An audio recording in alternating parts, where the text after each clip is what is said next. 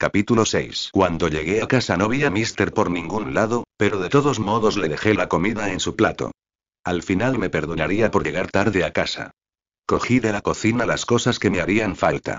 Pan recién horneado sin conservantes, miel, leche, una manzana fresca, una navaja afilada de plata, un plato llano pequeño, un cuenco y una taza que había tallado yo mismo de una pieza de madera de teca. Salí otra vez al coche. El escarabajo ya no era azul desde que le cambié las puertas, una verde de imitación y la otra blanca. El capó del maletero en la parte delantera también lo había cambiado con un duplicado en rojo, pero todavía llevaba el nombre. Mike es un mecánico estupendo. Nunca hacía preguntas sobre las quemaduras que habían hecho un agujero en la parte delantera del coche o las marcas de garras que habían destrozado las dos puertas. No se puede pagar un servicio como ese. Aceleré el escarabajo y conduje por la I-94, bordeé el lago Michigan, atravesé parte de Indiana, y después crucé la frontera hacia el mismo Michigan. Lake Providence es una localidad cara, de clase alta, con casas grandes y fincas extensas. No es barato tener un terreno allí. El puesto de Victor Sells en Silverco debía de ser muy bueno para poder permitirse un lugar como ese. La carretera que bordeaba el lago serpenteaba entre los altos árboles frondosos y las montañas ondulantes hasta la orilla. Las propiedades estaban bien dispersas, con varios cientos de kilómetros de distancia entre ellas. La mayoría estaban valladas y tenían las verjas a la derecha de la carretera, que se apartaba del lago mientras conducía hacia el norte. La casa de los Sells era la única que vi en la parte del lago de la carretera.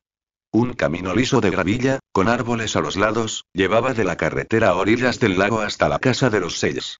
En las aguas, se adentraba una península que dejaba el suficiente espacio para la casa y el pequeño embarcadero, al que no había amarrada ninguna barca.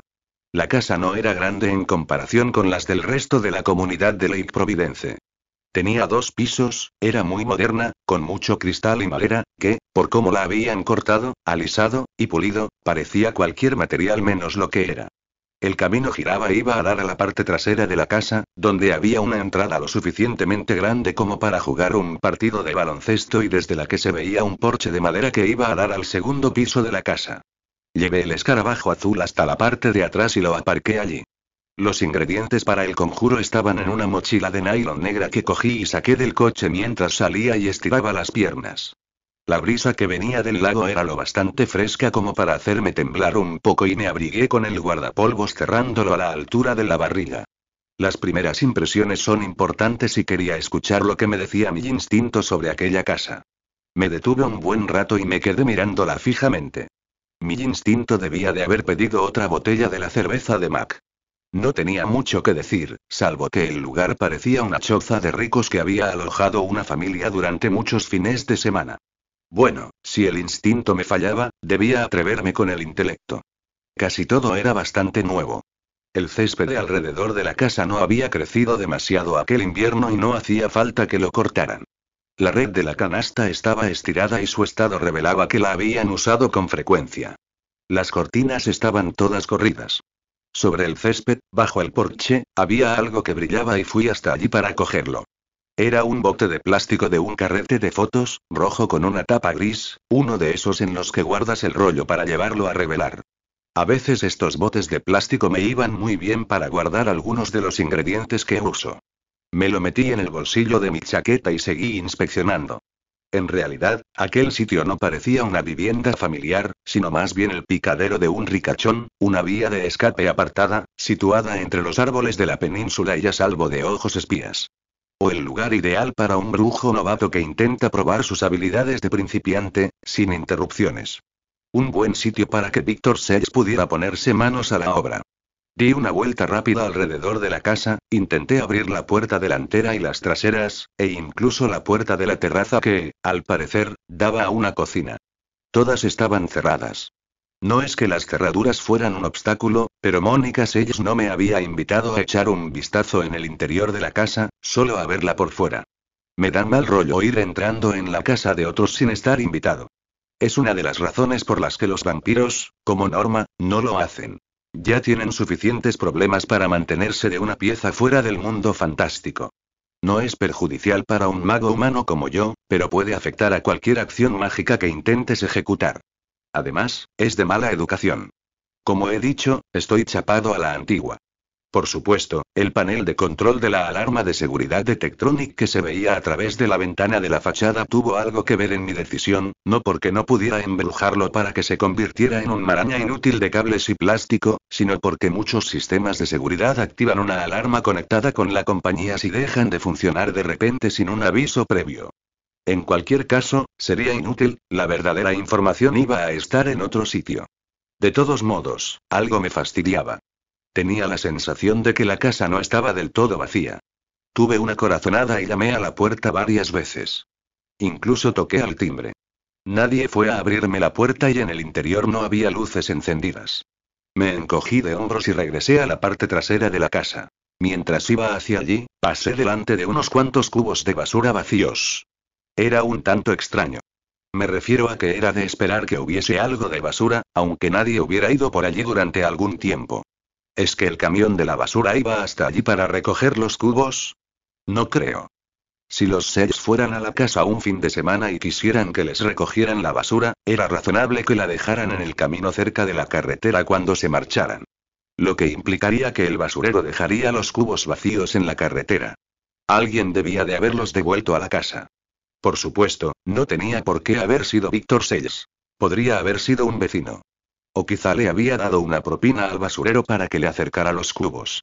Pero ya tenía algo para seguir, un pequeño indicio de que tal vez la casa no había estado vacía toda la semana.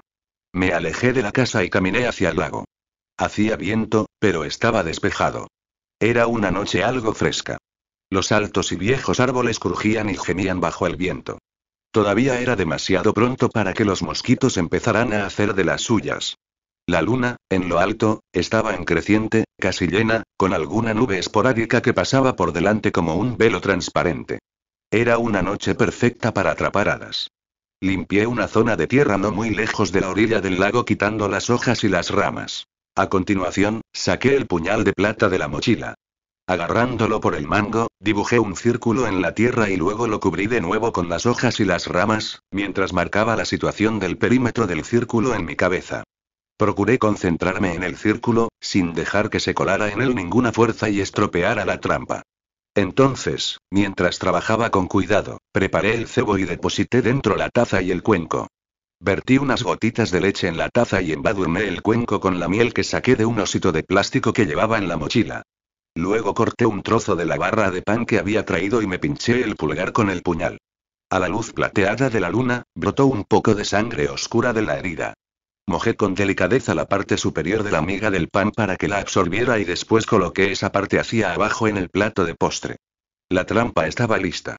Recogí mi equipo y me escondí tras los árboles. Hay dos partes de la magia que se han de comprender para atrapar a un hada. Una de ellas es el concepto de los nombres verdaderos. Todo en el mundo tiene un nombre que le pertenece. Los nombres son los únicos sonidos y cadencias de las palabras que están unidas a un individuo específico, algo parecido a lo que ocurre con las canciones.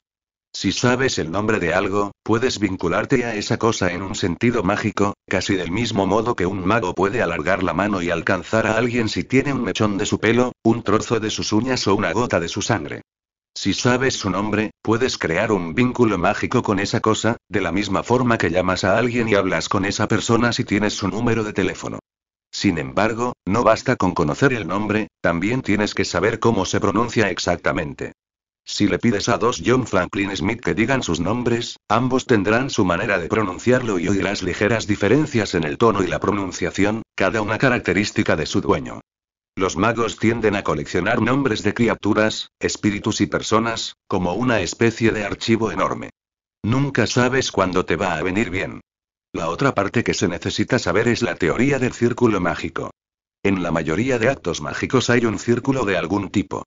Cuando se dibuja un círculo se establece un límite sobre lo que el mago intenta hacer. Esto le ayuda a perfeccionar su magia, a centrarla y dirigirla con mayor claridad. Lo consigue creando una especie de barrera, definida por el perímetro del círculo, que mantiene alejada la energía mágica aleatoria y la contiene dentro para que no pueda utilizarse. Para hacer un círculo, se dibuja en el suelo, se hace un corro, se camina esparciendo incienso o cualquier otro método que implique que te concentres en el objetivo cuando lo estás creando. Después, se añade una chispa de energía para cerrarlo y ya está listo. Otra de las cosas que hace este círculo es impedir que las criaturas mágicas como las hadas o incluso los demonios lo traspasen. Chulo, ¿eh? Normalmente se utiliza para mantenerlos fuera. Es un poco más difícil crear uno para que se queden dentro. En este caso es cuando la sangre entra en juego. La sangre atrae el poder. Si incluyes un poco de sangre de alguien, existe un significado metafísico, una especie de energía. Es mínima si en realidad no pretendes conseguir energía de esa manera como hacen los vampiros, pero basta para cerrar un círculo.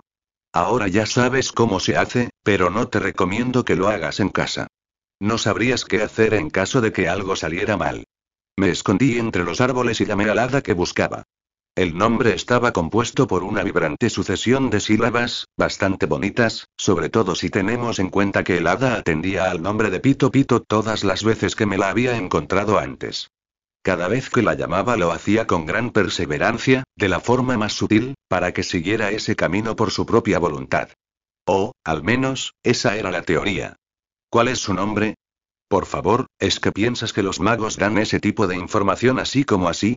No sabes por lo que pasé para conseguirlo. Unos 10 minutos más tarde, Pito apareció titilando sobre el agua del lago Michigan. Al principio la confundí con un reflejo de la luna en las pequeñas olas ondulantes del lago. Pito medía unos 15 centímetros de alto. Tenía unas alas plateadas de libélula que salían de su espalda y una hermosa forma humanoide, pálida y minúscula, que recordaba al esplendor de la realeza feérica. Una aureola plateada de luz ambiental la rodeaba. Tenía una melenilla enmarañada y sedosa como las plumas de un pavo real, de color malva. A Pito le encantaban el pan, la miel y la leche, un vicio común de los duendes menores. Por lo general, no les gusta ir a las colmenas de abejas a recoger la miel y hay una tremenda escasez de leche en el mundo fantástico desde que las granjas lecheras de alta tecnología se quedaron con la mayoría de la industria. Huelga decir que no siembran su propio trigo, ni lo cosechan, lo trillan y lo muelen para convertirlo en harina y después hacer el pan. Pito se apoyó en el suelo con cautela y observó entre los árboles. No me vio. Lo vi limpiándose la boca y caminando en círculo alrededor de la cena en miniatura, con una mano frotándose el estómago con hambre. Una vez cogiera el pan y cerrara el círculo, podría negociar información a cambio de liberarlo. Pito era un espíritu menor de la zona, una especie de mozo de carga del mundo fantástico. Si alguien había visto algo de Victor Sells, ese era Pito, o al menos, sabría quién podría ayudar. Vaciló durante un momento, mientras revoloteaba adelante y atrás alrededor de la comida, pero un poco más cerca cada vez. Las hadas acuden a la miel como las polillas a la luz. Pito ya había caído en este truco otras veces y las hadas por naturaleza no retienen los recuerdos mucho tiempo ni cambian su carácter natural. De todas maneras, contuve la respiración. Finalmente el duende se agachó, cogió el pan, lo mojó en la miel y se lo zampó con glotonería. El círculo se cerró con un ruido seco, que apenas percibió mi oído. El efecto sobre Pito fue inmediato. Soltó un gritito estridente, como un conejo atrapado, y salió volando hacia el lago agitando las zumbantes alas sin parar.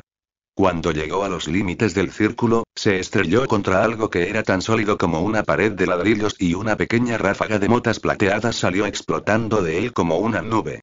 Pito gruñó y cayó al suelo sobre su trasero de duende. Debería haberlo imaginado. Exclamó mientras yo salía de entre los árboles.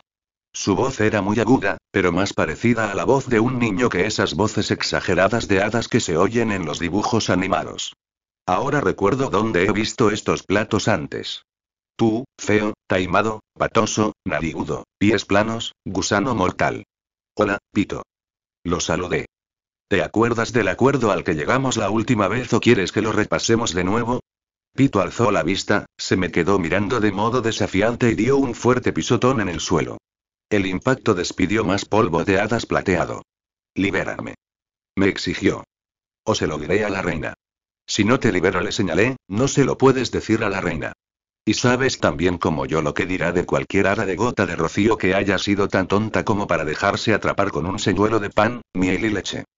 Pito cruzó los brazos encima del pecho con actitud desafiante. Te lo advierto, mortal.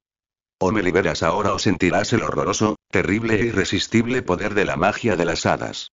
Haré que se te piquen los dientes. Te sacaré los ojos de las cuencas. Te llenaré la boca de estiércol y las orejas de gusanos. Veamos hasta dónde eres capaz, le dije. Después ya hablaremos de lo que tienes que hacer para salir del círculo. Lo había puesto en evidencia. Siempre lo hacía, pero lo más seguro era que no recordara muy bien los detalles. Cuando vive unos cientos de años, uno tiende a olvidar las pequeñas cosas. Pito se enfurruñó y levantó un poco de polvo con uno de sus diminutos pies.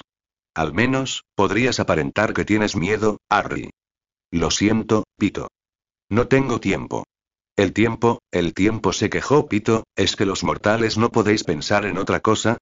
Todos os quejáis del tiempo.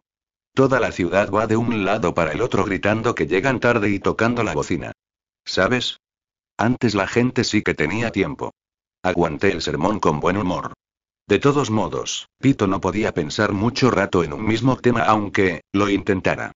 Vaya, recuerdo a la gente que vivía aquí antes de que llegarais vosotros los blancos ruidosos. Ellos nunca se quejaban de úlceras y se le fueron de nuevo los ojos hacia el pan, la miel y la leche, y empezaron a hacerle chiribitas. Se acercó, agarró el pan que quedaba, rebañó con él toda la miel y se lo comió mientras se relamía, moviéndose como un pájaro. Esto está muy bueno, no lleva cosas raras de esas con las que nos encontramos a veces. Con Cervantes le expliqué. Lo que sea. Pito se bebió la leche de un trago, se cayó al instante de espaldas y se dio unas palmaditas en la tripa. Muy bien, ahora déjame salir. Antes necesito algo. Pito puso mala cara. Vosotros los magos siempre necesitáis algo. Te podría hacer lo de la boñiga, va en serio, ¿sabes? Se puso de pie y cruzó los brazos con altanería encima del pecho, mientras alzaba la vista y me miraba como si no fuera 100 veces más alto que él. Muy bien, dijo con un tono de voz altanero. Me he dignado a concederte una petición de poca envergadura, por el generoso obsequio de tu cocina. Me esforcé en seguir con la cara seria. Muy amable por tu parte. Pito sorbió con la nariz y se las arregló para mirarme por encima del hombro levantando aquella nariz chata. Es natural en mí ser tan sabio como benévolo. Asentí como si aquello fuera una gran revelación. Ajá. Mira, Pito. Quiero saber si estuviste por aquí hace un par de noches o si sabes de alguien que estuviera. Estoy buscando a una persona que quizás vino por aquí. Y si te lo digo, propuso Pito, desharás este círculo que, por una extraña coincidencia, está dibujado a mi alrededor. Sería razonable, dije muy en serio. Por un momento pareció que Pito se lo estaba pensando, como si no estuviera dispuesto a cooperar, y después asintió. Muy bien, tendrás la información que deseas. Libérame. Entrecerré los ojos. ¿Estás seguro? ¿Me lo prometes? Pito volvió a dar una patada en el suelo, esparciendo más motas de polvo plateado. Harry, me estás arruinando el drama. Me crucé de brazos. Quiero oír tu promesa. Pito levantó las manos. De acuerdo, de acuerdo, de acuerdo. Te lo prometo, te lo prometo, te lo prometo. Te diré todo lo que quieras saber. Empezó a zumbar por el círculo con mucha inquietud. Las alas lo impulsaban con facilidad por el aire. Déjame salir, déjame salir, déjame salir. Una promesa repetida 3 veces es lo más cercano a la verdad absoluta que le puedes sacar a un hada. Fui rápido hacia el círculo y para romperlo, borré con los pies la línea que había dibujado en el suelo. La magia desapareció al instante, acompañada de un pequeño silbido de energía liberada. Pito volvió a toda velocidad hacia las aguas del lago Michigan, como un cometa plateado en miniatura, y desapareció en un abrir y cerrar de ojos, como Santa Claus. Aunque Santa Claus es mucho más grande y un ser mágico más poderoso que Pito y, de todas formas, no conozco su nombre verdadero. Y aunque lo supiera, nunca me verías intentando atrapar a Papá Noel en un círculo. No creo que haya piedras tan grandes. Mientras esperaba, paseé un poco para no quedarme dormido. Si lo hacía, Pito estaría perfectamente en su derecho como duende de cumplir su promesa dándome la información mientras yo dormía. Y puesto que ya lo había capturado y humillado, lo más probable era que hiciera algo para equilibrar la balanza. Después de 2 semanas ya ni lo recordaría, pero si le dejaba vía libre esta noche, podía despertarme con una cabeza de asno y creo que eso no sería muy bueno para el negocio. Así que di unas vueltas y esperé. Por lo general, Pito se tomaba una media hora para reunir la información que se le pedía. Efectivamente, media hora después volvió echando chispas y zumbó alrededor de mi cabeza, mientras dejaba caer sobre mis ojos el polvo de hadas de sus alas borrosas. Harry. Ya lo tengo. ¿Qué has averiguado, Pito? Adivina. No resoplé. Venga. Solo un poquito, y fruncí el entrecejo, casado e irritado, pero intenté que no se me notara. Pito no podía evitar ser como era. Pito, es tarde. Prometiste decírmelo. ¿Es que no me puedo divertir un poco? Se quejó. No me extraña que no consigas una cita a menos que alguien quiera algo de ti. Parpadeé y él se rió con carcajadas de regocijo. Ja. Me encanta. Te observamos, Harry Dresden. Fue muy desconcertante. De repente, me imaginé a unas cuantas hadas mironas escudriñando desde la ventana de mi apartamento. Debía tomar precauciones para asegurarme de que no lo hicieran más. No porque las temiera, sino solo por si acaso. Venga, dímelo, Pito, suspiré. Ya voy. Gritó y alcé la mano, con los dedos planos y la palma hacia arriba. Se posó sobre el centro de mi mano. Apenas podía sentir su peso, pero el aura atravesaba mi piel como una diminuta corriente eléctrica.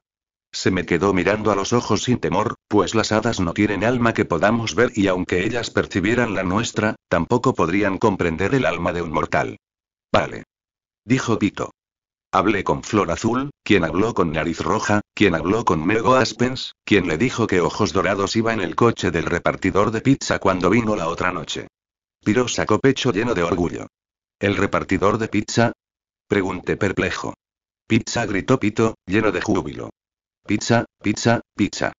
Revoloteó de nuevo e intenté que no se me metiera en los ojos el puñetero polvo de hadas y me provocara un ataque de estornudos. ¿A las hadas os gusta la pizza?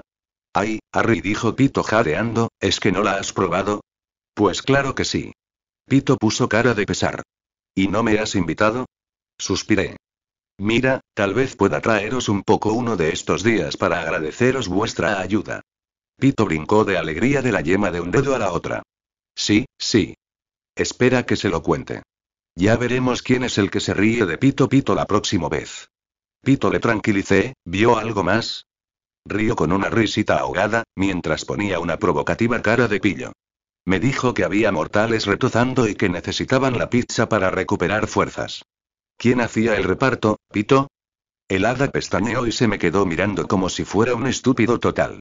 Harry, el camión de reparto. Después salió disparado hacia el cielo y desapareció entre los árboles. Suspiré y negué con la cabeza. Pito no sabría diferenciar Telepizza de Pizza Hut, no tenía un marco de referencia y no sabía leer. Además, la mayoría de las hadas detestan las letras. Bien, ya sabía dos cosas. Por un lado, alguien había pedido que le trajeran una pizza, lo que significaba, en primer lugar, que alguien había estado allí la noche anterior y, en segundo lugar, que alguien les había visto y había hablado con ellos. Tal vez pudiera localizar al repartidor de pizza y preguntarle si había visto a Víctor Sells. La segunda pista que tenía había sido la referencia de Pito a retozar. Las hadas no piensan demasiado en la idea de retozar de los mortales, a menos que haya mucha desnudez y lujuria implicadas. Tienen mucha afición por los besuqueos de los adolescentes y les gusta gastarles bromas. Así que Víctor había estado aquí con una amante para retozar un poco. Estaba empezando a creer que Mónica Sells se equivocaba. Su marido no se había ido para convertirse en brujo, a pesar de los talismanes de escorpiones espeluznantes. Estaba merodeando con una amiguita sonido de amor, como hubiera hecho en un mal momento cualquier otro marido aburrido de su esposa tímida y hogareña. No era digno de admiración, pero supongo que podía entender los motivos. El único problema sería decírselo a Mónica. Tenía el presentimiento de que no iba a querer escuchar lo que había descubierto. Recogí el plato de postre, el cuenco y la taza y volví a meterlos en mi mochila negra de nylon, junto con el puñal de plata. Me dolían las piernas de tanto caminar y me estaba entrando sueño. Entonces, de la oscuridad salió un hombre con una espada desenfundada en las manos, sin hacer el menor ruido, sin siquiera un atisbo de magia que pudiera avisarme de su presencia. Era alto, como yo, pero con el pecho más fuerte y ancho y llevaba su peso con un laborioso tipo de solemnidad. Rondaba los 50 años y tenía un pelo lacio y castaño que por algunas partes se estaba volviendo cano. Llevaba un abrigo largo y negro, como el mío, pero sin manto, y la chaqueta y los pantalones también eran de colores oscuros. Gris marengo y azul marino. La camisa, recién planchada, era de un blanco puro que solo se ve en los smokings. Tenía los ojos grises, acompañados de unas ligeras patas de gallo y una mirada peligrosa. La luz de la luna se reflejaba en aquellos ojos con el mismo tono plateado que la hoja aún más brillante de la espada. Empezó a caminar sin apresurarse y mientras avanzaba me habló con voz tranquila. Harry Blackstone Copperfield Dresden. El uso irresponsable de los nombres verdaderos para llamar y atrapar a otros según tu voluntad viola la cuarta ley de la magia, entonó el hombre. Te recuerdo que estás bajo el destino de Damocles. No se tolerará que violes más leyes. La sentencia para otras violaciones es la muerte con la espada, que será llevada a cabo de inmediato.